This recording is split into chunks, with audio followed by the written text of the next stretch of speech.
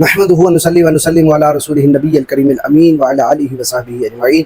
معزز ناظرین و سامعین، آصف علوی کا یہ دعویٰ ہے اور کہنا ہے کہ معصوم بغیر شہادت کے موت نہیں پاتا، یا وہ زہر سے مرتا ہے یا وہ تلوار سے مرتا ہے، وہ اپنی طبی موت نہیں مرتا۔ پہلے اس کا یہ بیان سن لیں، پھر انشاءاللہ اس پر میں تبصرہ پیش کرتا ہوں۔ 4 قتل ہوئے تھے سیدوں کے، چاروں قاتل چھپا دیے گئے تھے۔ نبی کا قتل حجرے میں ہوا، آج تک نبی کا قتل ممبر سے نہیں پڑھنے دیا جا رہا۔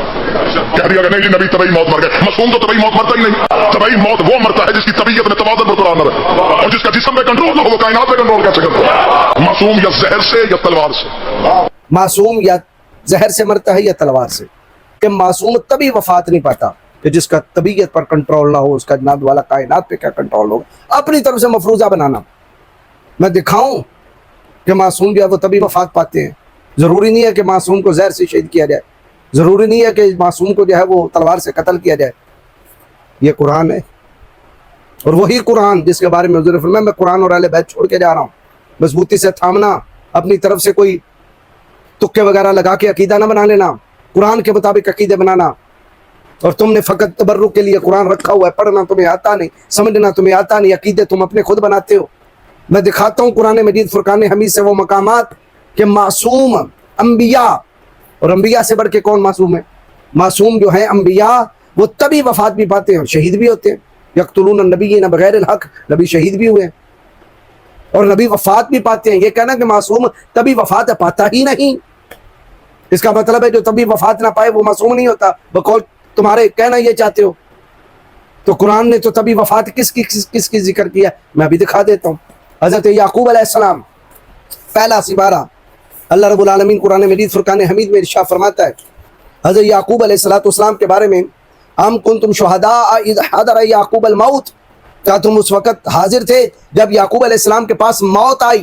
اس وقت یوسف علیہ السلام پاس، حضرت بنیامین پاس، اور 10-12 بیٹے پاس، حضرت یعقوب علیہ السلام کے پاس مصر کے اندر، اور بالاتفاق تمام محدثین اور مفسرین نے ان کی وفات کا ذکر کیا، شہادت کا ذکر نہیں کیا، کیونکہ اگر شہادت کا ذکر کیا جائے وہ حضرت یوسف علیہ السلام کے پاس ہے، نعوذ باللہ من ذالک، کہ حضرت یوسف علیہ السلام نے انہیں زہر دیا جب ان کی وفات کا وقت آیا۔ اذ قال لبنیہ ما تعبدون من بعدی، انہوں نے اپنی اولاد سے کہا تم میرے بعد کس کی پوجا کرو گے؟ قالوا نعبد الہک و الہ آبائک ابراہیم و اسماعیل و اسحاق الہا واحدا، انہوں نے کہا ہم آپ کے رب اور آپ کے باپ دادا کے رب، یعنی حضرت ابراہیم علیہ السلام، حضرت اسماعیل، حضرت اسحاق، ان انبیاء کرام کا جو رب ہے، جو اکیلا رب ہے، ہم اس کی عبادت کریں گے۔ وَنَحْنُ لَهُ مُسْلِمُونَ، اور ہم اسی کے آگے گردن جھکانے والے۔ حضرت یعقوب علیہ السلام کو کیا آ رہی ہے؟ موت، اور وہ بھی طبعی۔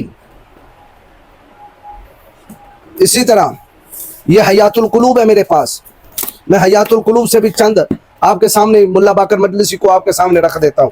آپ نے تو مفروضہ بنا لیا، نہ آپ نے قرآن پڑھنا ہے نہ آپ نے حیات القلوب پڑھنی ہے، آپ نئی جناب والا ممات القلوب لئی پھرتے ہیں کہ لوگوں کے جو ہے وہ تباہ و برباد کر دیے جائیں۔ ایمان اپنا مفروضہ بنا کر، اور جس روایت کی طرف تم اشارہ کرو گے میں انشاءاللہ وہ بھی پیش کروں گا۔ یہ حیات القلوب ہے، جلد 1 صفحہ 140، ملا باقر مجلسی، وہ لکھتا ہے کہ بسند معتبر حضرت صادق علیہ السلام سے منقول ہے، امام جعفر الصادق، صادق آل محمد، میرے مولائی، میرے آقائی، میرے مرشدی، ان کا فرمان اقدس ان سے منقول ہے کہ حضرت آدم علیہ السلام علیل ہوئے، بیمار ہوئے، تو حضرت شیس علیہ السلام کو طلب کیا اور کہا ہے فرزند میری اجل قریب ہے، میں بیمار ہوں، میرے پروردگار نے اپنی سلطنت سے یہ جو کچھ تم دیکھ رہے ہو بھیجا ہے، اور یقیناً مجھ سے عہد متعلق کیا ہے، اسی کے بارے میں تجھ کو اپنا وصی کرتا ہوں، اور جو کچھ خدا نے مجھے سپرد کیا ہے اس سب کا میں تم کو خزینہ دار بناتا ہوں۔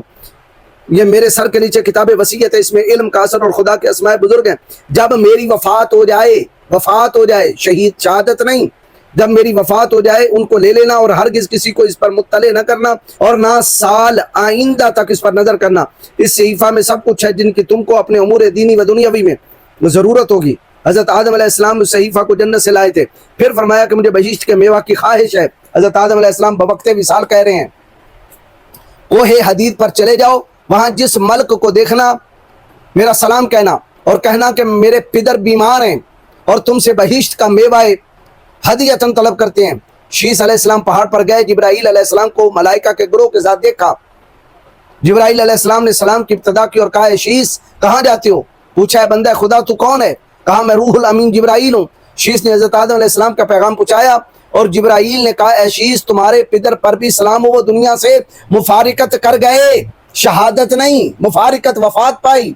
फिर अगला सफ़ा सुनिए, 145 सफ़े के ऊपर वो लिखते हैं, कहा आदम अलैहिस्सलाम अलील हैं और मेवा तलब करते हैं। जिब्राइल अलैहिस्सलाम ने कहा वापस चलो, क्योंकि खुदा ने उनकी रूह कब्ज़ कर ली। जब वापस आकर देखा तो वो रहलत फरमा चुके थे। जी, हजरत आदम अलैहिस्सलाम की वफात हुई है और इसी रवायत के शुरू में लिखा हुआ है, बसनद सही हजरत सादिक से मनकूल है। एक तरफ तुम काजिब और जमाने के झूठे नाम निहाद अलवी, और एक तरफ जनाब सैयदना इमाम जाफर सादिक। बयान किसका मोतबर, तुम्हारा या सादिक आले मोहम्मद का? तो मासूम ने वफात पाई है, जनाब आदम अलैहिस्सलाम ने शहादत नहीं पाई। हजरत सैयदना हारून अलैहिस्सलाम की वफात, वो भी मासूम नबी।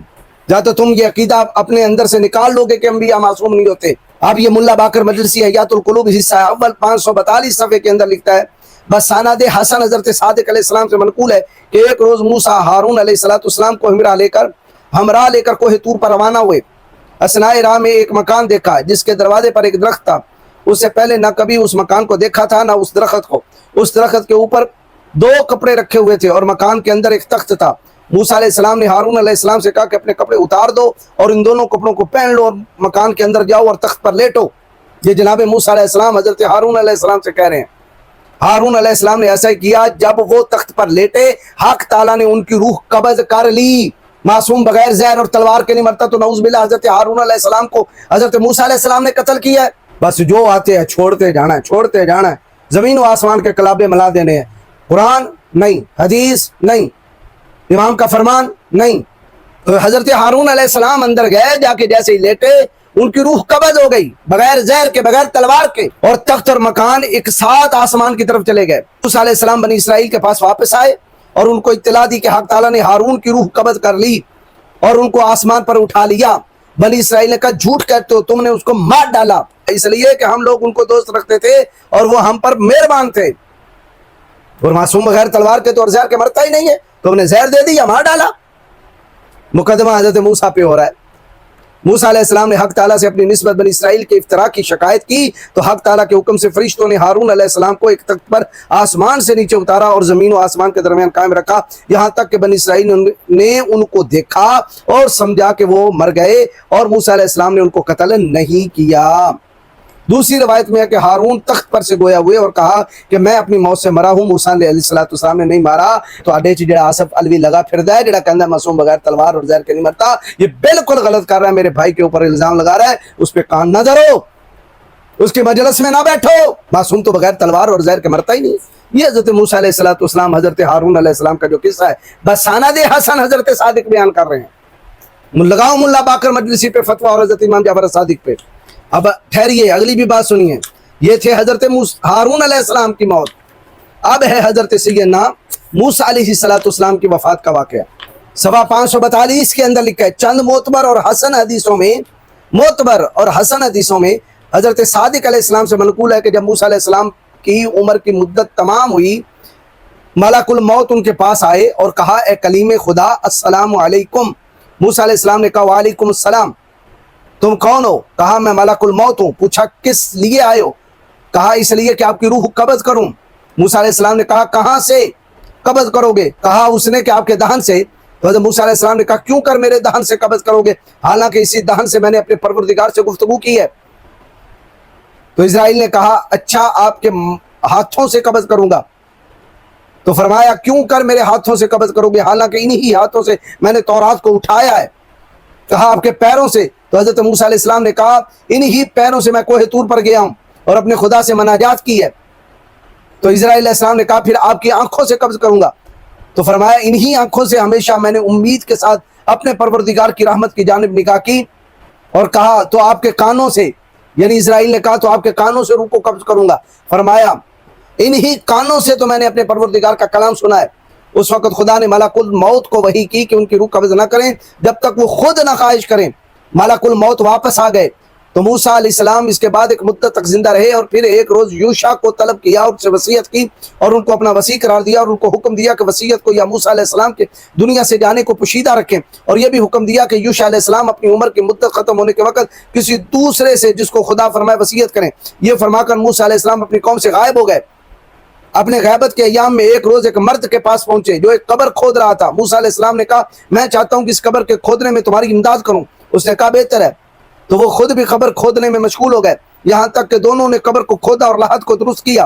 پھر اس مرد نے ارادہ کیا کہ جا کے لحد میں لیٹے تاکہ معلوم ہو کہ قبر درست ہوگی ہے یا نہیں۔ موسیٰ علیہ السلام نے کہا ٹھہرو میں جاتا ہوں تاکہ میں ملاحظہ کروں۔ یہ کہا کر حضرت موسیٰ علیہ السلام قبر کے اندر گئے اور لیٹے۔ خدا نے پردہ ان کی آنکھوں کے سامنے سے ہٹا دیا تو آپ نے بہشت میں اپنی جگہ دیکھی۔ اس وقت کہا خداوند مجھ کو اپنی طرف بلا لے، تو ملک الموت نے اسی جگہ آپ کی روح مطہر کو قبض کر لیا۔